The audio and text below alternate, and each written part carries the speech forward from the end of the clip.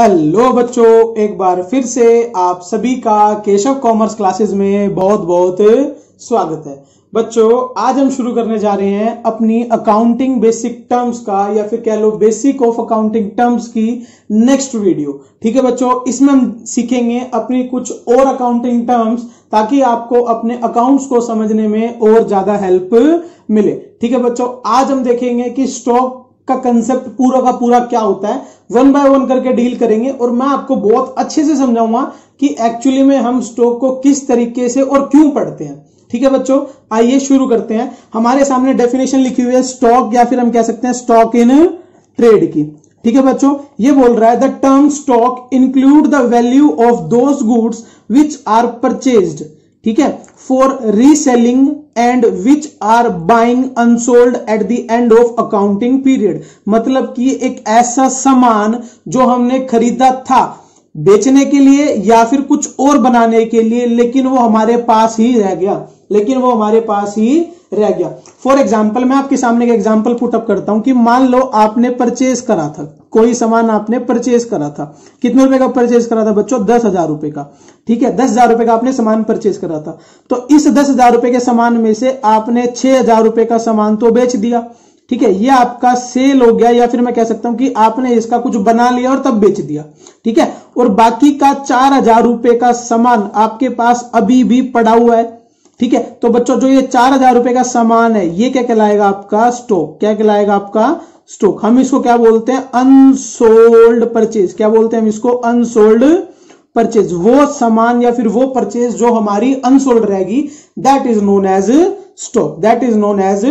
Stock. Clear? इतनी सी बात, शाबाश, है ना। ये बोल रहा है स्टॉक में be of two types. Stock के 2 टाइप्स हो सकते हैं। हम वन बाय वन करके दोनों के दोनों टाइप्स पढ़ते हैं। ये बोल रहा है सबसे पहले ओपनिंग स्टॉक और फिर क्लोजिंग स्टॉक। बच्चों, ओपनिंग स्टॉक और क्लोजिंग स्टॉक कुछ नहीं है। याद करो, मैंने आपको एक टर्म बताई थी अकाउंटिंग ईयर की। किसकी बताई थी? अकाउंटिंग ईयर की। ठीक है, अकाउंटिंग ईयर या फिर अकाउंटिंग पीरियड। ठीक है, दोनों का ही मतलब क्या होता है कि 1 ईयर ऑफ अकाउंटिंग। ठीक है, 1 ईयर कब से शुरू होता है? जनरली 1 अप्रैल से 31 मार्च तक। 1 अप्रैल से 31 मार्च तक ये हमारा काउंटिंग ईयर होता है। ठीक है, तो इस ईयर में जो हमारी स्टार्टिंग की डेट पे स्टॉक होता है, जो हमारी स्टार्टिंग की डेट पे अनसोल्ड परचेज होती है, उसको हम ओपनिंग स्टॉक बोल देते हैं। ठीक है, और जो हमारे पास एंड की डेट पे हमारे पास स्टॉक होता है, अनसोल्ड स्टॉक जो बच जाता है, पूरे साल नहीं बिकता, हमारे पास पड़ा रह जाता है, उसको हम क्या बोल देते हैं बच्चों? Closing stock. क्या बोल देते हैं? Closing stock. क्लियर? इतनी सी बात कि ओपनिंग स्टॉक क्या होता है और क्लोजिंग स्टॉक क्या होता है। स्टार्टिंग में जो स्टॉक है वो ओपनिंग स्टॉक, एंड में जो स्टॉक है वो हमारा क्लोजिंग स्टॉक। देखिए, ये भी यही बात बोल रहा होगा। ये बोल रहा है the term accounting stock opening stock means the value of goods buying unsold at the beginning of the accounting period, है ना। स्टार्टिंग में, बिगिनिंग में जो हमारे पास अकाउंटिंग पीरियड में हमारे पास वैल्यू ऑफ गुड्स है अनसोल्ड वाली, वो हमारी क्या कहलाती है? Opening stock. Where as the term closing stock means the value of goods buying unsold at the end of the accounting period। accounting period के end में जो हमारे पास unsold stock का वैल्यू बच जाती है, उसको हम क्या बोल देते हैं? closing stock। फॉर एग्जाम्पल, मैं बोलता हूं कि आपने क्या करा, आपके पास 10,000 रुपए का सामान था। आपके पास 10,000 रुपए का सामान था, तो ये वैल्यू थी बच्चों आपके पास अप्रैल में। कब थी? अप्रैल में। तो ये अप्रैल में होगी तो ये आपका ओपनिंग स्टॉक हो गया। ये अप्रैल में होगी तो आपका क्या हो गया बच्चों? Opening stock. ठीक है, लेकिन आपका मार्च आते आते आपने इसमें से बहुत सारा सामान बेच दिया और आपके पास सिर्फ और सिर्फ 1,500 रुपए का, 1,500 रुपए का सामान बच गया। तो ये क्या कहलाएगा बच्चों? आपका क्लोजिंग स्टॉक। क्या कहलाएगा? ये आपका क्लोजिंग स्टॉक। क्लियर? इतनी सी बात कि ओपनिंग स्टॉक क्या होता है और क्लोजिंग स्टॉक क्या होता है। स्टार्टिंग में जो स्टॉक था वो ओपनिंग स्टॉक, ईयर के एंड में जो बच गया हमारे पास, जो नहीं बिका, वो हमारे क्या कहलाता है? Closing stock. इतनी सी बात समझ में? शाबाश। बच्चों, स्टॉक का एक और नाम होता है, अब मैं आपको उस कंसेप्ट पे लेके जा रहा हूं। अब आपको वो चीज बहुत अच्छे से समझनी है, इसके आगे का वीडियो आपके लिए बहुत ज्यादा काम का होगा। ठीक है बच्चों, स्टॉक का दूसरा नाम क्या होता है? इन्वेंट्री। क्या होता है स्टॉक का दूसरा नाम? याद रखना, इन्वेंट्री। क्या होता है? इन्वेंट्री। ठीक है, कई बार इसको इन्वेंट्रीज भी बोल देते हैं, इन्वेंट्रीज भी बोल देते हैं। ठीक है, तो ध्यान रखना, 12th के बोर्ड के एग्जाम से ठीक पहले जो उनका वाइवा होता है, उसमें यह क्वेश्चन कई बार पूछा गया है कि स्टॉक का अब नया नाम क्या है? इन्वेंट्री। तो स्टॉक को अब किससे रिप्लेस कर दिया गया है? इन्वेंट्री। ध्यान रख लोगे इस बात को, ठीक है। इन्वेंट्री और स्टॉक दोनों एक ही चीज है, कोई डिफरेंस नहीं है, ठीक है। अब हम स्टॉक को थोड़ा सा और क्लासिफाई करके पढ़ते हैं, या फिर इन्वेंट्री को थोड़ा सा और क्लासिफाई करके पढ़ते हैं। मैं इन्वेंट्री को 3 बेसिस पे क्लासिफाई कर रहा हूं। सबसे पहले रॉ मटेरियल, किस पे बच्चों? Raw material. रॉ मटेरियल का मतलब होता है कच्चा माल, ऐसा सामान मेरे पास पड़ा है जो कच्चे माल के रूप में, ठीक है। दूसरा वर्क इन प्रोग्रेस, किसमें बच्चों? वर्क इन प्रोग्रेस, ठीक है, ऐसा सामान जो अभी बन रहा है, ठीक है। और तीसरा सामान बच्चों फाइनल गुड्स, फाइनल गुड्स, इसको हम क्या बोलते हैं? Final goods.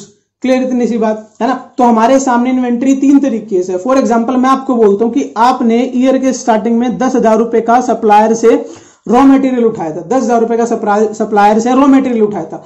उसमें से आपने 5,000 रुपए का जो सामान था उसका तो पूरा माल बना के तैयार कर दिया, ठीक है। उसमें से जो 3,000 रुपए का सामान था वो अभी भी बन रहा है, मतलब कि अभी वो वर्क इन प्रोग्रेस है, अभी वो फाइनल गुड बन के रेडी नहीं हुआ, तो बच्चों वो वर्क इन प्रोग्रेस है, ठीक है। और उसमें से अभी भी 2,000 रुपए का ऐसा सामान है जिसका आपने कुछ नहीं किया, तो वो क्या कहलाएगा? आपका कच्चा माल यूं का यूं आपके पास पड़ा हुआ है।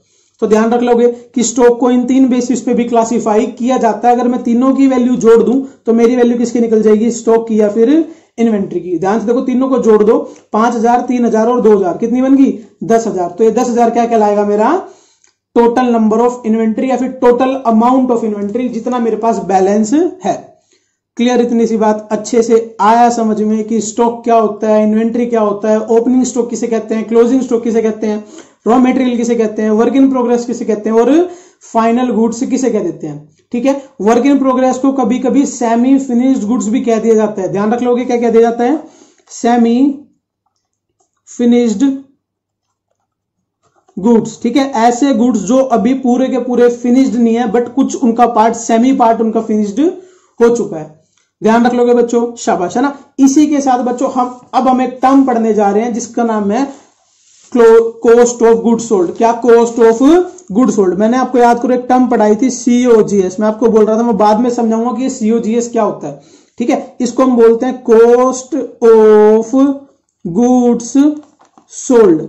क्या बोलते हैं हम इसको? Cost of goods sold. बच्चों इसका एक फॉर्मूला होता है। देखो, कॉस्ट ऑफ गुड्स सोल्ड का मतलब क्या है कि आपने एक अकाउंटिंग ईयर में कितना सामान बेच दिया, आपने एक अकाउंटिंग ईयर में कितना सामान बेच दिया, तो इसका एक फॉर्मूला होता है। मैं आपको वो फॉर्मूला डायरेक्ट नहीं रटवाऊंगा, मैं आपको तरीके से समझाऊंगा। मान लो आपके पास स्टार्टिंग के ईयर में किसी भी सामान की 100 यूनिट थी, ठीक है, 100 यूनिट थी। आपने 20 साल के अंदर 50 यूनिट और खरीद ली, है ना। तो आपने यहां पर क्या लगाया?